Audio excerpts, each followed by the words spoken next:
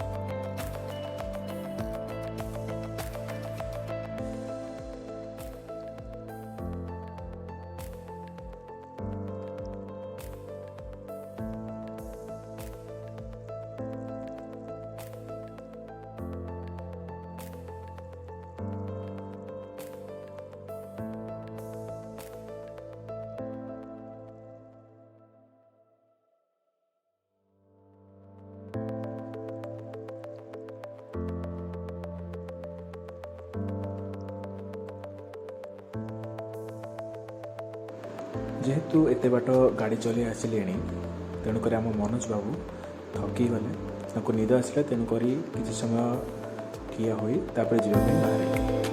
କିଛି ଫଟୋ ତାପରେ ପୁଣି ପୁରୀ ପାଇଁ ଆଗମନ ହେବ। ରାସ୍ତାରେ ଟିକେ ଖଟି ମଜା ବି ହେଉଥାଏ ଏବଂ ଅନେକ କିଛି ଦୃଶ୍ୟ, ଆମେ ଅନେକ ଦେବାଦେବୀଙ୍କ ମନ୍ଦିର, ଅନେକ ଗାଁ, ଯାହାକି ଆମେ ଆପଣଙ୍କ ସହିତ ସେୟାର କରିବୁ।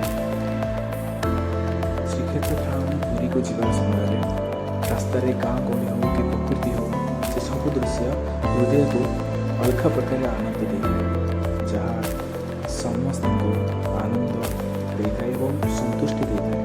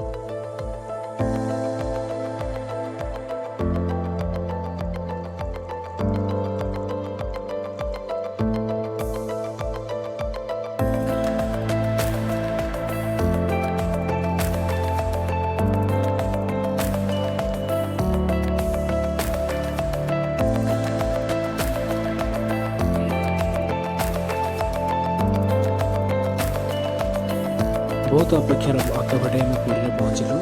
ସେଠି ପହଞ୍ଚିଲା ପରେ ଭୋକ ତ ଲାଗିବ, ସେଥିପାଇଁ ଭେଜ୍ ବିରିୟାନୀ ବା ଭେଜ୍ ନୁଡଲ୍ସ ଖାଇଲୁ।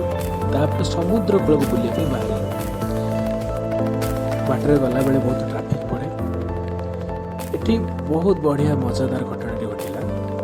କ'ଣ ହେଲା, ଯେତେବେଳେ ଟ୍ରାଫିକ୍ ଆସିଲା ତା ପୂର୍ବରୁ ଆମ ଦୁଇ ବନ୍ଧୁ କ'ଣ କଲେ ନା, ଆମକୁ ଓହ୍ଲେଇ ଚାଲିକି ଯିବା କହିଲେ।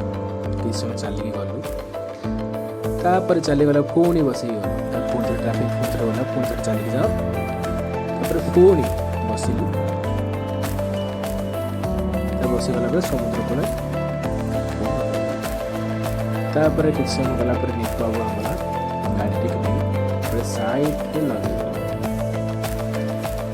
ତାପରେ ଗାଡ଼ିକି ଲକ୍ କରି ବାବୁର ଟନ୍ ଟନ୍ ଟନ୍ ଚାଲି ଆସ, ଚାଲିକି ଆସିଲେ। ତାପରେ ଆମେ ସମୁଦ୍ର କୂଳେ ବୁଲିବା ପାଇଁ ଗଲୁ। ଅନ୍ଧାରେ ପ୍ରାୟତଃ ସମୁଦ୍ରର ସେ ମଜାଦାର ଦୃଶ୍ୟ କିଛି ଦେଖିବାକୁ ମିଳିଲାନି, କିନ୍ତୁ ରାତ୍ରିର ଯେଉଁ ମନୋରମା ଦୃଶ୍ୟ ତାକୁ ଅନୁଭୂତି କଲୁ। ଫଟୋ, ସେଲ୍ଫି, ଆଉ ଗୋଟେ ସେଲ୍ଫି। ତା ସମୁଦ୍ର କୂଳରେ କିଛି ସମୟ ବିତାଇ ସାରିଲା ପରେ ଆମେ ସନ୍ଧ୍ୟା ସମୟରେ ଜଗନ୍ନାଥ ଦର୍ଶନ ନିମନ୍ତେ ମନ୍ଦିରକୁ ଅଗ୍ରସର ହେଲୁ। मंदिर को दूर देखा से दृश्य भगवान को देखापी जो आग्रह जो उत्साह थिला ताको आहुरी बढ़ाई दे बहुत भिड़ भितर देखिए आम आग को धीरे धीरे धीरे धीरे आसिले दूर जगन्नाथ मंदिर को देखा जो दृश्य बहुत मनलोभा सते कि जगन्नाथ हाथ मिलाई हमको डाकुंट खोल नापी से अनुभूति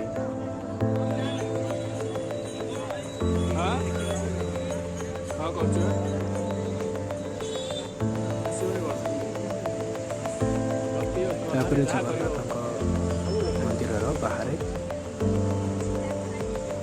श्रीमंदिर सम्मुखें बहुत भक्तगण ठिया भगवान को बाहर प्रणाम करते सेल्फी नौ फोटो उठा निजर किसी भगवान को निकट को आसी किसी स्मृति निजर स्मृति को रखापी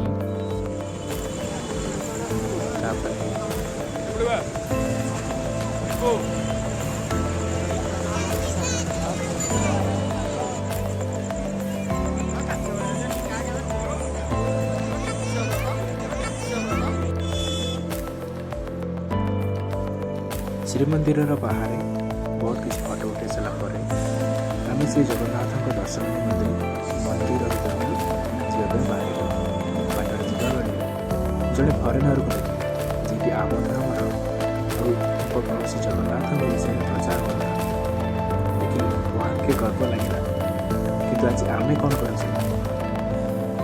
विचार कर आम धीरे धीरे आगे गलु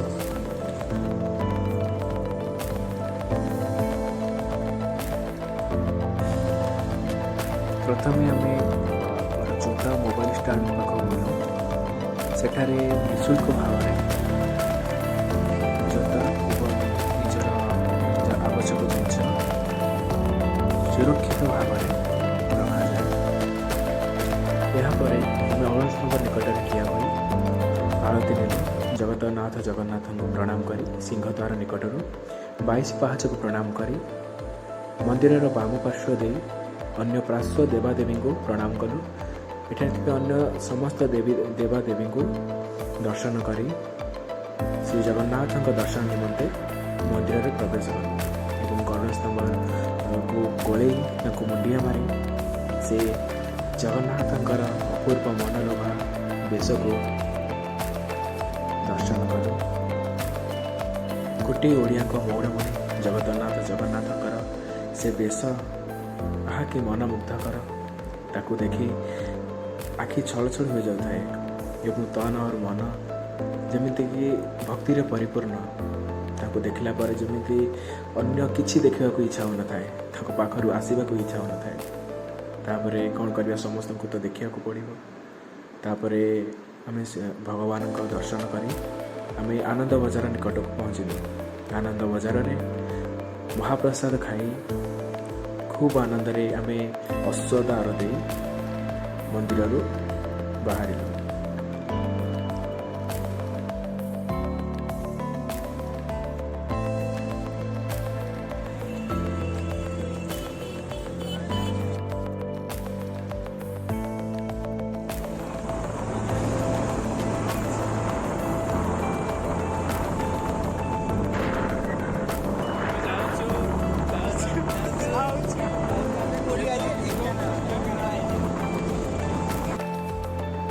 रास्तार टिके खटी मजा करी 3 जन जाक बंधु श्री जगन्नाथ संस्कृत विश्वविद्यालय बाहरिलु जो कि निपु बाबू आमर पढ़ुंट से हॉस्टेल राति रही बाहरिलु रास्तार गोटे दुकान रही थम्सर टे जलजीर पकई पीलु और पुणी बाहरिलु एवं आम श्री जगन्नाथ संस्कृत विश्वविद्यालय पहुँची सारी निपु बाबू आम सुरक्षित भाव में गाड़ी टी हॉस्टेल भितर रखिदेले एवं राति हॉस्टेल रही तापर सकाल उठी समुद्र निकट में भ्रमण बाहर फ्रेश फ्रेश हो ତିନି ଜଣ ବନ୍ଧୁ ବାହାରିଲୁ। ସକାଳର ହଷ୍ଟେଲର ସେ ସୂର୍ଯ୍ୟକିରଣର ଯେଉଁ ମନୋଲୋଭା ଦୃଶ୍ୟ ଆହୁରି ବି ଆନନ୍ଦମୟ ଥିଲା। ସକାଳର ସୂର୍ଯ୍ୟକିରଣ, ଶୀତ ଦିନର ସକାଳର ସୂର୍ଯ୍ୟକିରଣ ଦେହରେ ପଡ଼ିଲା ପରେ ତା ମଜା ବି ଅଲଗା ପ୍ରକାର। ତିନି ଜଣ ଯାକ ଖୁବ୍ ମଜା ନେଇ ବାହାରିଲୁ। ବାଟରେ ଯାଉଥିବାର କିଛି ଅଲଗା ଅଲଗା ଦୃଶ୍ୟ ବି ଆମେ ଆମ ଅନୁଭୂତିରେ ସାଇତି ବି ରହିଛି।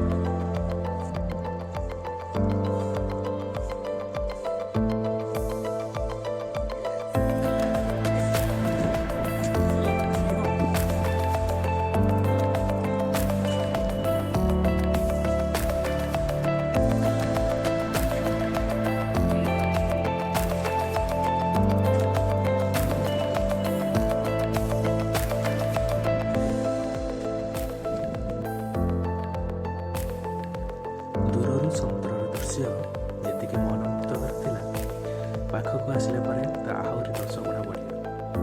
ସକାଳର ସୂର୍ଯ୍ୟକିରଣରେ, ଶୀତ ଦିନର ସକାଳର ସୂର୍ଯ୍ୟକିରଣରେ ସମୁଦ୍ର କୂଳରେ ବୁଲିବା, ତାହା ମଜା ଅଲଗା ପ୍ରକାର। ଯେହେତୁ ଏହା ପର୍ଯ୍ୟଟନସ୍ଥଳୀ ବା ସମୁଦ୍ର କୂଳର ପର୍ଯ୍ୟଟନସ୍ଥଳୀରୁ ବହୁତ ଦୂରରେ ଥିଲା, ତେଣୁକରି ଆମକୁ ବହୁତ ସାବଧାନର ସହ ଭ୍ରମଣ କରିବାକୁ ପଡ଼ିଲା। ବହୁତ ଦୂରରୁ ଜାହାଜ ଦେଖିଲେ, ପାଣି ଜାହାଜ ଏବଂ ମାଛ ଧରାଳୀମାନେ ତାଙ୍କ ନାବିକରେ ଯାଉଥିବାର ଦୃଶ୍ୟ ବି ଖୁବ୍ ମଜାଦାର ଥିଲା। ସମୁଦ୍ର ଲହଡ଼ି ସହିତ ଖେଳିବା, ତା ପାଣି ସହିତ ପାଣିର ଯେଉଁ ଦୃଶ୍ୟ, ତାହା ଖୁବ୍ ମଜା ଲାଗେ। ସେଠୁ ଆସିବା ପାଇଁ ତ ମନ ହେଉନଥିଲା, ସମୁଦ୍ର କୂଳରୁ ଆସିବା ପାଇଁ ମନ ହେଉଥିଲା ଯେମିତି ସେଠାରେ ଦିନ ଯାକ ରହିଯିବା ପାଇଁ, କିନ୍ତୁ ଆମକୁ ଘରକୁ ବି ଯିବାର ଥିଲା। ତେଣୁ ଆସିବା ପୂର୍ବରୁ କିଛି ଫଟୋ ଆମେ ଉଠେଇଲୁ, ତାପରେ ଆମେ ସମୁଦ୍ର କୂଳ ପ୍ରସ୍ଥାନ କଲୁ। ସେଠି ଖୁବ୍ ସାରା ମଜା ହେଲା, ମସ୍ତି ହେଲା। ସମୁଦ୍ର କୂଳରେ ଆମେ ବିଦାୟ ନେଲୁ। ତାପରେ ଆମେ ହଷ୍ଟେଲ ପାଇଁ ବାହାରିଲୁ, ଯେଉଁଠାରେ ଆମେ ରାତିରେ ରହିଥିଲୁ।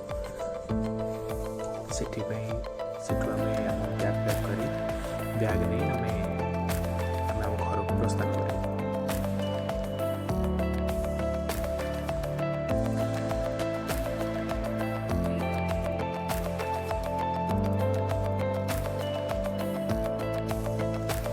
ଏହାପରେ ଆମେ ଆମର ବ୍ୟାଗ୍ ନେଇ ଏବଂ ଗାଡ଼ି ବାହାର କରି ଆମେ ହଷ୍ଟେଲରୁ ଆମ ଘରକୁ ପ୍ରସ୍ଥାନ ପାଇଁ ବାହାରିଲୁ। ଆସିବା ପୂର୍ବରୁ ନିପୁ ଆମକୁ ସହ ଶେଷ ଫଟୋ। ତାପରେ ଆମେ ବଡ଼ଦାଣ୍ଡକୁ ଆସିଲୁ। ବଡ଼ଦାଣ୍ଡରେ ଫେଣି କିଣିଲୁ। ମହାପ୍ରସାଦ ତ ନେଇପାରିଲୁନି, କିଛି କାରଣ ଥିଲା। ତାପରେ ଜଗନ୍ନାଥଙ୍କୁ ଶେଷ ପ୍ରଣାମ କରି ଆମ ଯାତ୍ରା କେମିତି ସଠିକ୍ ଭାବରେ ଏବଂ ଆମେ କେମିତି ସୁବିଧାରେ ପହଞ୍ଚିବୁ ଘରେ, ସେଥିପାଇଁ ପ୍ରଣାମ କରି ତାପରେ ମାଉସୀ ମା ମନ୍ଦିର ଦେଇ ଆମେ ଘରକୁ ଯିବା ପାଇଁ ବାହାରିଲୁ। ବଡ଼ଦାଣ୍ଡରେ ଆସୁଥିବା ବେଳେ ଜଗନ୍ନାଥଙ୍କର ସେହି ସୁନ୍ଦର ମୁଖ ଖୁବ୍ ମନେ ପଡ଼ିଥାଏ। ଏହି କଥା ଭାବି ଟ୍ରାଫିକ୍ରେ ଫସି ଯାଇପାରିଥାନ୍ତୁ, କିନ୍ତୁ ଭଗବାନଙ୍କ ଦୟାରୁ ଆମେ ସେଠାରୁ ବି ମୁକୁଳିକି ଆସିଲୁ। ଦୂରରୁ ମାଉସୀ ମା ମନ୍ଦିର ଦିଶୁଥାଏ। ବଡ଼ଦାଣ୍ଡ ପାରି ହେଲା ପରେ ମାଉସୀ ମା ମନ୍ଦିର ଭିତରକୁ ତ ଯାଇ ହେଲାନି। ଆମକୁ ଘରକୁ ଜଲ୍ଦି ଯିବାର ଥିଲା। ମାଉସୀ ମାଙ୍କୁ ଦୂରରୁ ପ୍ରଣାମ କରି ଆମେ ସେଠାରୁ ବାହାରିଲୁ।